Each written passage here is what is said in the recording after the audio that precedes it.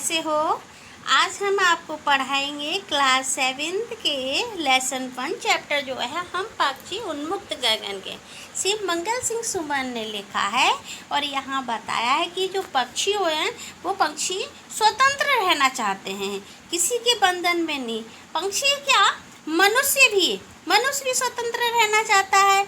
जीव जंतु तो स्वतंत्र रहते ही हैं, लेकिन कुछ लोग उन्हें बंधन में बांध लेते हैं। तो हमें कभी भी पक्षी को बांधना यानी बंद कर नहीं रखना चाहिए। उन्हें स्वतंत्र ही वो अच्छे लगते हैं जब उड़ते हैं। तो यहाँ पे शिव मंगल सिंह सुमन ने बताया है कि पक्षी जो हैं वो बता रहे हैं कि मनुष्य उन्हें किस तरह से अत्याचार करते हैं, यानी उन्हें अपने बंधन में पिंजड़े में बंद कर लेते हैं, तो वो किस तरह दुखी होते हैं। तो पहले हम इनके प्रश्न उत्तर आज आपको बताएंगे। इससे पहले मैंने वीडियो में इसका एक्सप्लेनेशन बता दिया था, आज मैं आपको। अब देखिए, पहला प्रश्न है, हर तरह की सुख सुविधाएं पाकर भी पक्षी पिंजड़े में बंद क्यों नहीं रहना चाहता है। देखो, मनुष्य जब उसे पालता है तो सारी सुख सुविधाएं करता है, लेकिन फिर भी पक्षी जो होते हैं वो खुश नहीं रहते हैं। तो हर तरह की सुख सुविधाएं पाकर भी पक्षी पिंजड़े में बंद इसलिए नहीं रहना चाहते हैं क्योंकि उन्हें स्वतंत्रता पसंद है। वे बंधन में रहना नहीं चाहते, वे खुले आकाश में आज़ादी पूर्वक उड़ना चाहते हैं। दूसरा प्रश्न है, पक्षी उन्मुक्त रहकर अपनी कौन कौन सी इच्छाएं पूरी करना चाहते हैं। अब देखिए, यहाँ पर बताया जा रहा है, पक्षी उन्मुक्त रहकर नदियों का शीतल जल पीते हैं, कड़वी निवोरी खाना, पेड़ की सबसे ऊंची टहनी पर झूलना, खुले और एवं विस्तृत आकाश में उड़ना, क्षितिज के अंत तक उड़ने की इच्छाओं को पूरी करना। जब व्यक्ति उसे पिंजड़े में रख लेता है तो वो नदी का पानी नहीं ठंडा पी पाते हैं, पेड़ों की डालों पे नहीं बैठ पाते हैं, झूला नहीं झूल पाते हैं, तो इन सब चीज़ों से वो वंचित रहते हैं। तो यहाँ पे इसी उस पे बताया जा रहा है आपको। तीसरा प्रश्न आपका है, भाव स्पष्ट कीजिए। यहाँ पे आपको अर्थ बताना है। या तो क्षितिज मिलन बन जाता या तंती सांसों की डोरी, यानी जो पक्षी है या तो आकाश में उड़ते उड़ते हैं या तो आकाश से छू लेंगे या उनकी जो सांसें हैं वो यानी मर जाएंगे, कहने का तात्पर्य है।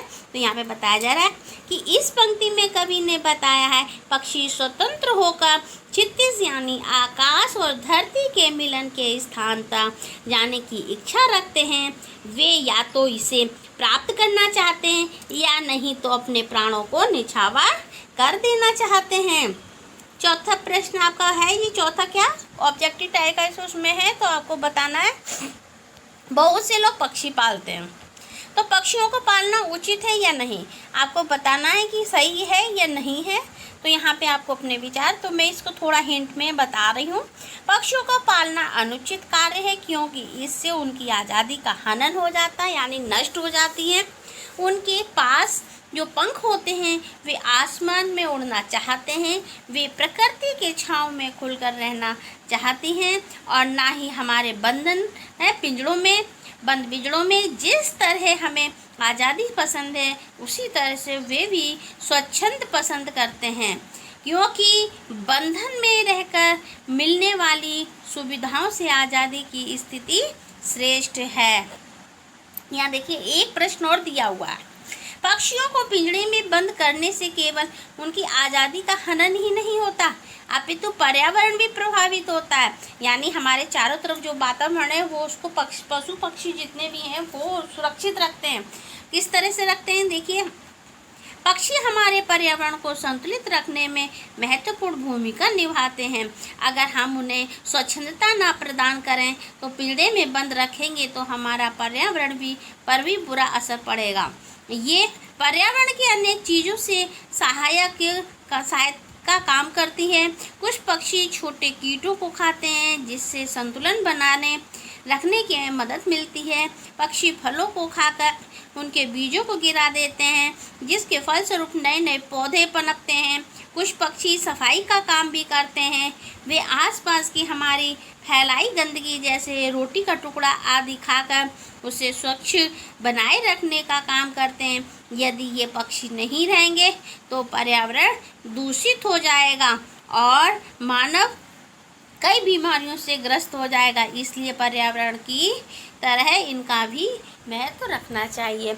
इस वीडियो को लाइक और शेयर सब्सक्राइब करना मत भूलिए। जिन्होंने सब्सक्राइब नहीं किया, नए हैं, वो इसने सब्सक्राइब करिए और नोटिफिकेशन आइकन को दबाना मत भूलिए, जिससे आपकी आगे की वीडियो आपके पास पहुंच जाए।